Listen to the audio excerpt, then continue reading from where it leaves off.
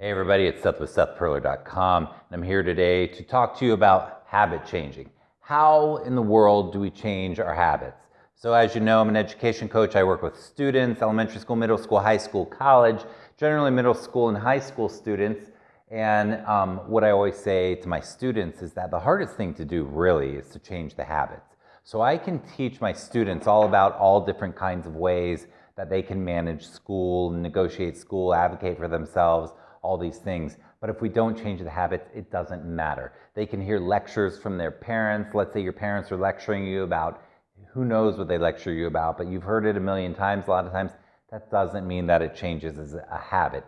Even if you know it's a habit you want to change, and you know that you have ineffective study habits, homework habits, turning things in habits, self-care habits, just because you know that you should eat differently or study regularly or have better routines doesn't mean that the habit changes.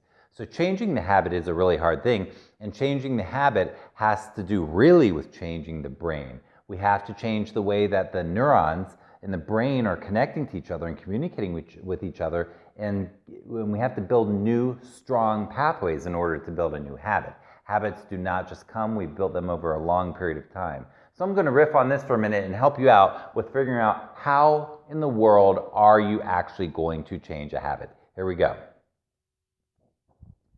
1, the most important concept when it comes to changing a habit is that it has to be chunked into bite-sized pieces. My dad always used to say, how do you eat an elephant? And you eat an elephant one bite at a time. It's the only way you can eat an elephant. So a lot of times changing a habit, what we do is we say, oh, I'm going to change all this. I'm going to get straight A's, or I'm going to work out 5 days a week, and I'm going to do all this stuff. I'm going to meditate every day, whatever it is. We want to change a habit, and we make it it feels like a giant thing to change.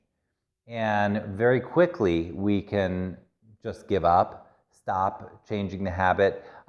It just becomes overwhelming and unrealistic. So we have to get the pieces chunked into bite-sized pieces. This is called chunking, okay? There are only 2 ways to chunk, only 2 ways in the world to chunk something. So in order to eat that elephant, we either need to chunk by time or by task. I'm going to say that again. We need to chunk either by time or by task. In order to chunk something by time, we need to make something into a very manageable amount of time. For example, I have a student who her goal is to study every day for a test, right? So she is not in the habit of studying for the test, though.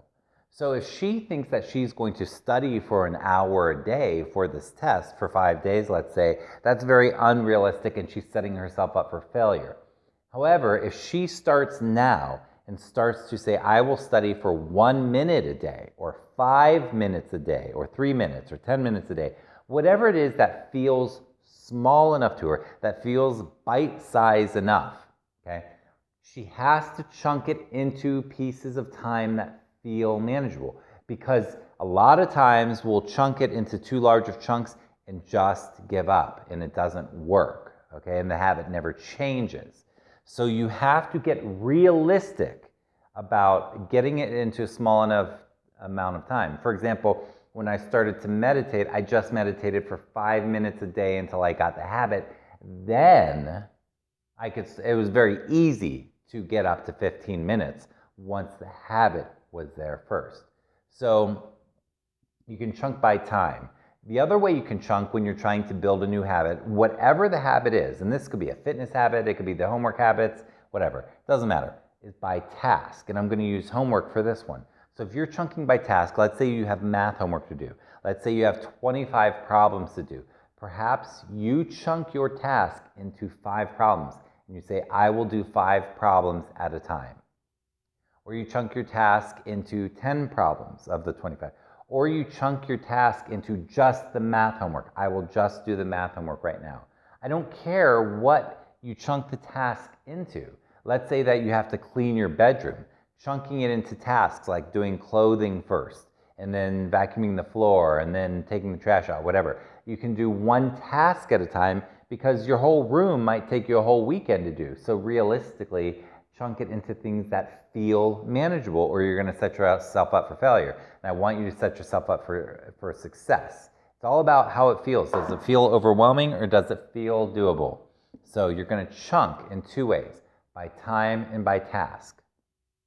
Now, is it abstract or is it concrete? You want your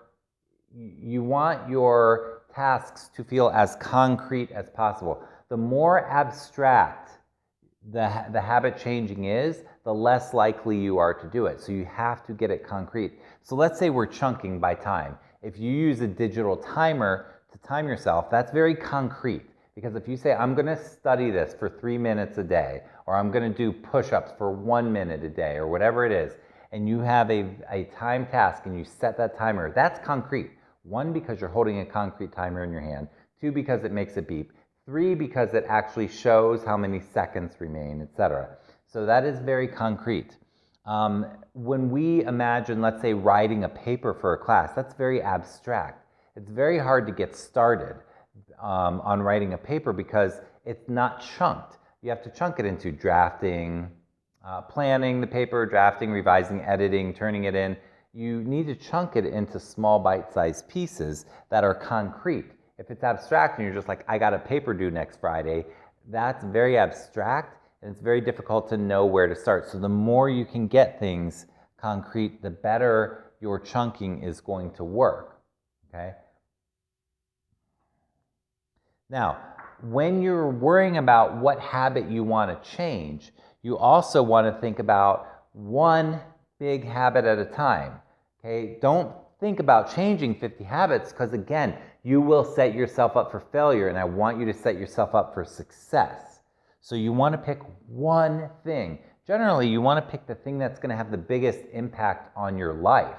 And if you can just focus on that for about a month at a time, that's really the way to change a habit. Pick one big thing to focus on 1 month at a time. It takes about a month to build a new habit. Now, my experience with my students who struggle with executive function, and if you're a student who struggles with this type of stuff, is it really takes 6 to 8 weeks to build a new habit. Okay? If school starts in September, by November, you're going to have it really as sort of a habit where you don't have to think about it. And that's where you want to get to. Forget the lectures, you know what you need to do. It's a matter of you having a useful way to approach changing the habit and actually doing that. It's got to be chunked and small enough to be bite-sized, and you chunk in the two ways, by time and by task. You have to make it as concrete as humanly possible. The more concrete your plan for changing your habit is, the more likely you are to change the habit, and you just pick one of the things at a time to really focus on for about a month at a time, the one that's going to have the biggest impact on your life. With that, I hope you have an awesome day and an awesome week, and I'll see you soon. Take care.